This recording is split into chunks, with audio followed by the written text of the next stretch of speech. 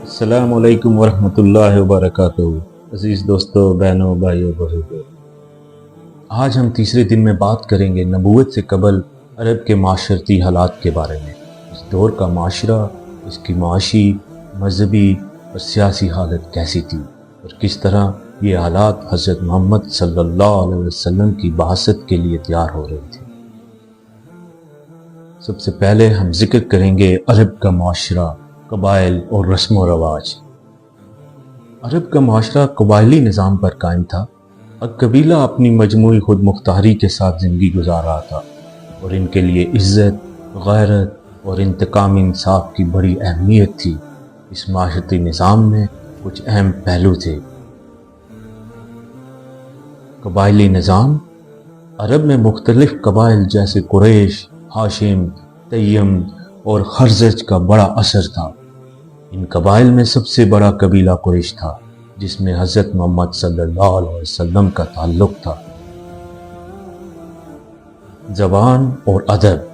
عربی زبان بہت اہم تھی اور شعر و ادب کا بڑا مقام تھا۔ شاعری اور تقریریں عزت کی علامت سمجھی جاتی تھیں۔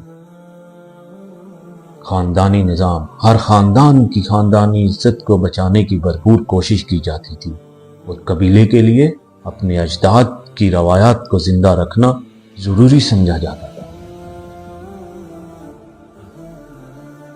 اس کے بعد ہم بات کریں گے عرب کا معاشی نظام، تجارت اور غارت گری۔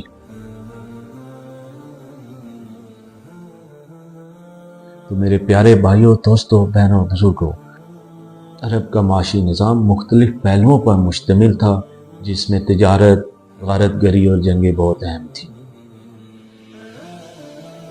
مکہ مکرمہ میں تجارت کا بہت بڑا مرکز تھا۔ عرب کے تجارتی راستے شام، یمن اور عراق کو ملاتے تھے۔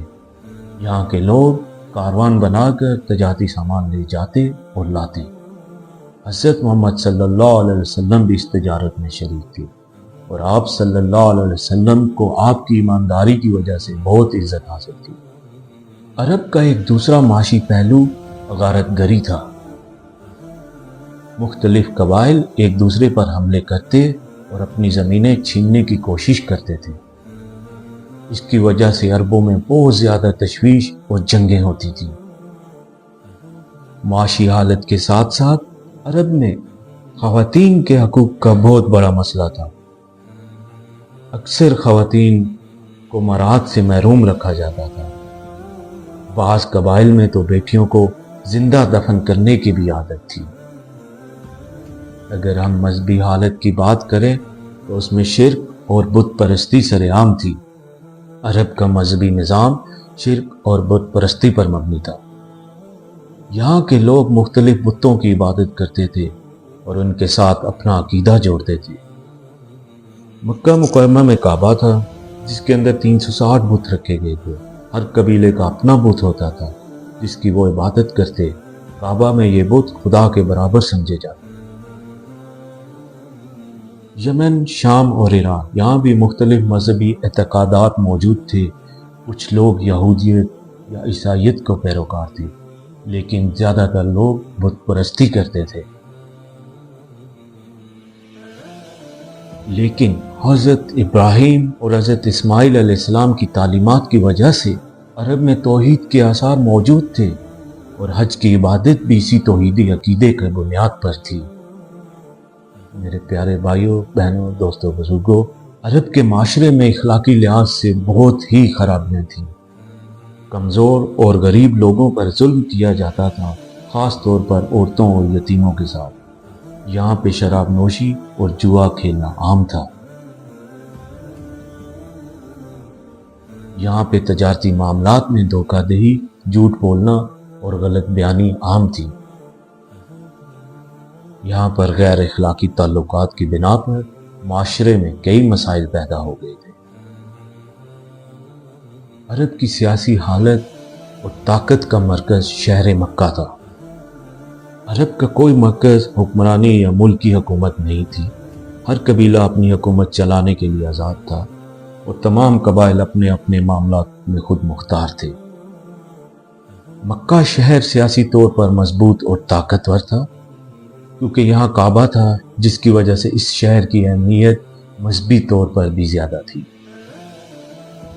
قریش نے مکہ کی اقتصادی اور سیاسی حکمرانی کو اپنے ہاتھ میں رکھا تھا، لیکن قریش کے اندر بھی مختلف گروہ تھے اور آپس میں طاقت کی رساکشی تھی۔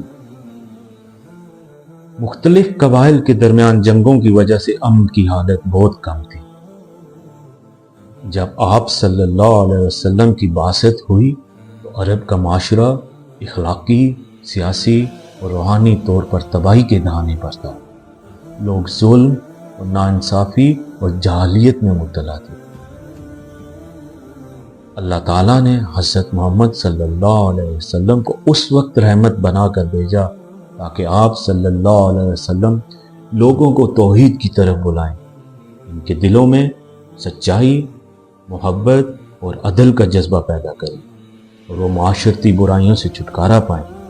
آج جس موضوع پہ ہم نے بات کی ہے اس میں عرب کا معاشرہ قبائلی نظام پر مبنی تھا، جہاں ہر قبیلہ اپنی حکومت چلانے میں آزاد تھا۔ تجارت اور غارت گری عرب کا اہم معاشی پہلو تھا۔ مذہب کے حوالے سے عرب میں شرک اور بت پرستی کا غلبہ تھا۔ اخلاقی طور پر بہت سی برائیاں جیسے ظلم، جوا، شراب نوشی اور دھوکہ دہی عام تھی۔ حضرت محمد صلی اللہ علیہ وسلم کی بعثت کے وقت معاشرہ انتہائی مشکلات اور برائیوں میں ڈوبا ہوا تھا۔ اس ویڈیو کے ذریعے ہم نے سمجھا کہ حضرت محمد صلی اللہ علیہ وسلم کی بعثت کے وقت عرب میں کتنی مشکلات اور برائیاں موجود تھیں۔ اللہ نے آپ صلی اللہ علیہ وسلم کو تمام برائیوں کا خاتمہ کرنے کے لیے رحمت بنا کر بھیجا۔ اگر آپ کو یہ ویڈیو پسند آئی ہو تو پلیز لائک، شیئر اور سبسکرائب کرنا مت بھولیے گا۔ اگلی ویڈیو میں ہم انشاءاللہ نبی اکرم حضرت محمد صلی اللہ علیہ وسلم کی نبوت اور پہلی وحی کے بارے میں بات کریں گے۔ اللہ تعالی ہمیں ہدایت دے اور نبی اکرم حضرت محمد صلی اللہ علیہ وسلم کی سیرت پر چلنے کی توفیق دے۔ آمین۔